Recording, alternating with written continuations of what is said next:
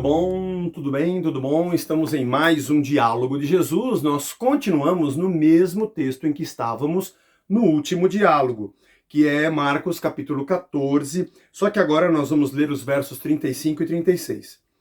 Adiantando-se um pouco, prostrou-se em terra e orava para que, se possível, fosse-lhe poupada aquela hora.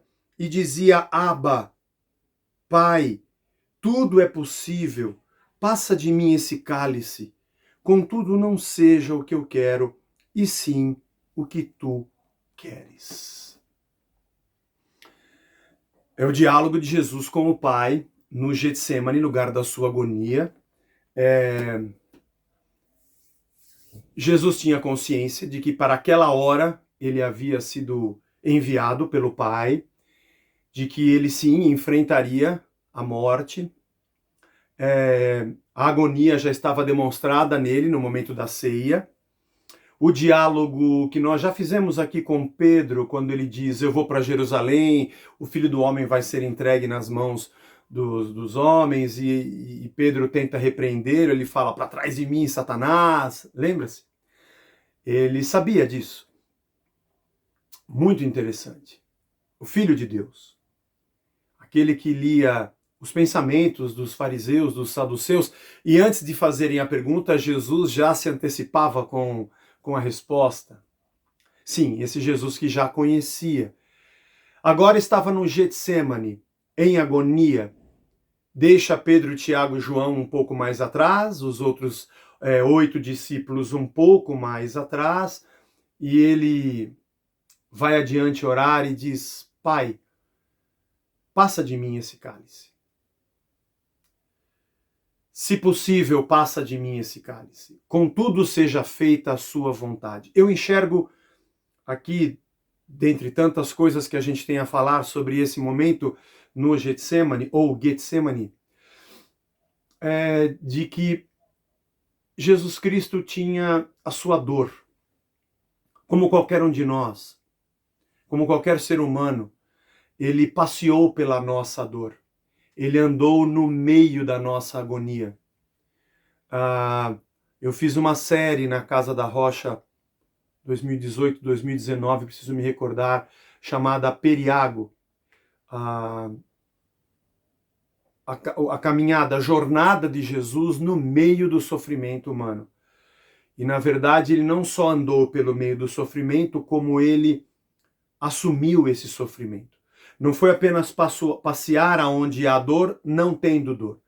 Era ser permeado também pela dor. É também ser identificado no sentido de que a dor também passa por suas entranhas e percorre o seu corpo. Ele se torna carne como eu e você. E nesse momento, ele pede: Pai, passa de mim o cálice. E eu me enxergo muitas vezes aqui, nesse texto, como você também deve se enxergar. Quantas e quantas vezes você disse: Pai, passa de mim esse cálice. Senhor, eu não queria ter que passar por isso. Pai, tem misericórdia de mim, Senhor. Não me deixa passar por isso. Me livra. Me livra disso aqui, Senhor. Me livra disso aqui. É uma oração para o escape. Para que eu não precise passar por uma coisa que eu jamais imaginei, ou ainda que eu tenha imaginado, eu jamais desejei. Mas imediatamente depois, Jesus diz assim: mas seja feita a tua vontade. E aqui uma comparação é necessária. A comparação de que a minha vontade, apesar de que neste momento é o meu pedido, e isso parece tão importante, não só importante, mas tão necessário e evidentemente necessário, contra todas as minhas argumentações com Deus e contra todas as evidências, eu digo: a tua vontade é melhor do que a minha. O reconhecimento de que eu enxergo só até uma parte.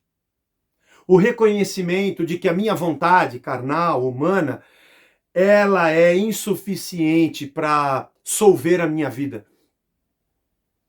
É o reconhecimento de que eu preciso negar a minha própria vontade, ainda que doa. É o reconhecimento de que eu não sei tudo e que Deus não precisa fazer o que eu estou pedindo para que eu de verdade ande pelo caminho perfeito do seu propósito, da sua paz, dentro da minha alma, do meu coração, da minha mente. O próprio Filho de Deus fez isso. O Deus em carne fez isso para nos mostrar. Mas eu encontro muitas pessoas hoje em profundo desespero, porque eles conhecem só a primeira metade desse diálogo de Jesus com o Pai. Primeira metade dessa conversa, desse momento, dessa frase, nesta oração de Jesus com o Pai. Dizendo, passa de mim esse cálice. E em cima dessa primeira afirmação, toda a sua espiritualidade está montada. Em cima dessas estacas e fundamentos, o prédio foi construído. Ele só conhece o Deus que ouve, faça, Senhor, a minha vontade e me livra de tomar esse cálice. E eu tenho encontrado pessoas que há anos caminham num ambiente religioso, cristão, evangélico, mas vivem em guerra com Deus, vivem em tristeza com Deus, vivem em embate e debate com Deus, vivem em mandingas e rituais para tentar convencer Deus, porque a única alegria que lhes resta é Deus cumprir a sua vontade.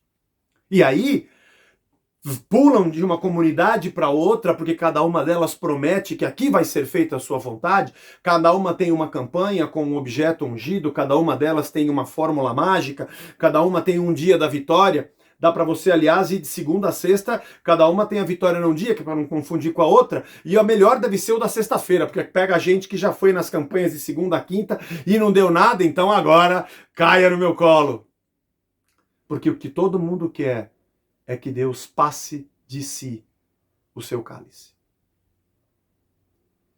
E nós só deixamos de ter embate e guerra com Deus quando acontece aquilo que a gente quer, aí a gente tem alguns instantes de louvor e gratidão, porque logo no dia seguinte nós já temos outras demandas e voltamos à guerra. E aí essa ideia de que você tem que lutar para obter de Deus o seu bem. Eu estou em luta com Deus, eu estou em batalha, eu vou conquistar alguma coisa de Deus, como se Deus fosse o retentor das minhas bênçãos, eu tivesse que lutar com ele, Jesus. Já não basta o Satanás para eu lutar contra. Essa é uma ideia onde Deus não está no centro da fé. Esse tipo de espiritualidade é antropocêntrica. Você não percebeu, mas você é Deus de você mesmo. E você está brigando com um suposto segundo Deus para que a vontade do primeiro Deus seja feita. Mas Jesus, imediatamente após dizer, passa de mim o cálice, ele diz, mas seja feita a tua vontade. Aliás, ele nos ensinou a orar assim, Pai nosso que estás no céu, santificado seja o teu nome, venha o teu governo, venha o teu reino e seja feita a tua vontade. Era um caminho árduo, era um caminho doloroso, mas era um caminho de Deus. E eu vou dizer a você que o mais árduo e o mais doloroso é quando acontece o que você queria que acontecesse, diferente do caminho que Deus queria que você trilhasse. Muitas pessoas acham que se eu tiver tudo o que eu quero, eu serei feliz. E eu acho que Deus, quando quer nos punir, ele dá exatamente o que a gente pede. Posso pôr o dedo na tomada? Eu quero pôr o dedo na tomada. Ele fala, tá bom, eu deixo, pode pôr. E na maioria das vezes a nossa vontade é a própria punição. Porque não é bem a nossa. É aquela que o diabo nos sugestionou dizendo, sem isso você não será feliz. E aí eu vou para Deus e peço a vontade do diabo ou da minha carne. Esse diálogo dá pano, mas para muita manga. Gente do céu, nós poderíamos ficar falando aqui sobre isso, fazer um congresso de 3 dias só falando sobre isso.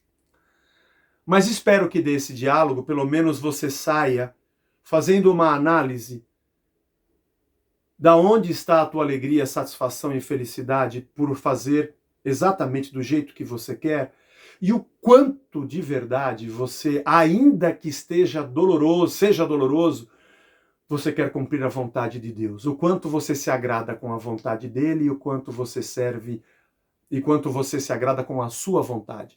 O quanto de verdade você serve a ele e o quanto de verdade você serve a você mesmo. Até o próximo episódio.